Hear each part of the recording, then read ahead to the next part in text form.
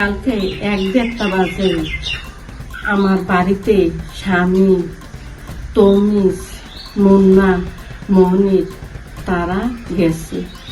কয়েকজন পাচারকারী নিয়ে 18 বস্তা আছে। আমি বাধা দিচ্ছি, আমার বাড়িতে আমার ছেলের বউটু আছে, আমার বাড়িতে নিয়েও না। তারপর তারা আমার গালাগালি করছে কইরা। তারপরে তারা গেছে, যাওয়ার পরে 15-20 মিনিট পরে তারা 50-60 জন তখন সেটা আমার ছেলেরারে, আমার ছেলের বউ তারা মারধর করছে। আমার একটা ছেলের বউ 5 মাস গর্ভ অবস্থা, আমার এই বউটারও মারছে, এই বউটারও মারছে। আমার 7 মাসের একটা নাতিনদারে কুলের থেকে থানায় দিচ্ছে। আমরা সবাই মারধর করছি, আমরা ঘর দরজা সব ভাঙ্গা শেষ করে দিচ্ছি।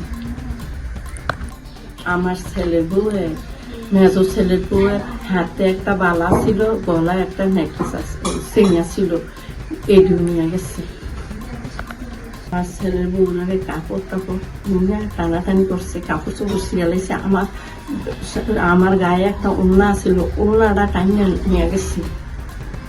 আমি প্রশাসনের কাছে সুষ্ঠু বিচার চাইছি।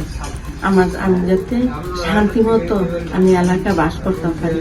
আমার ছেলেরা, আমার ছেলের বউরানি নিয়ে আমার অত্যাচার করে, আমার বাড়ির বোয়ারা ফোনে এই ডেলি এই মাল নিয়ে এই বস্তা কি এনে না আমি জানি না।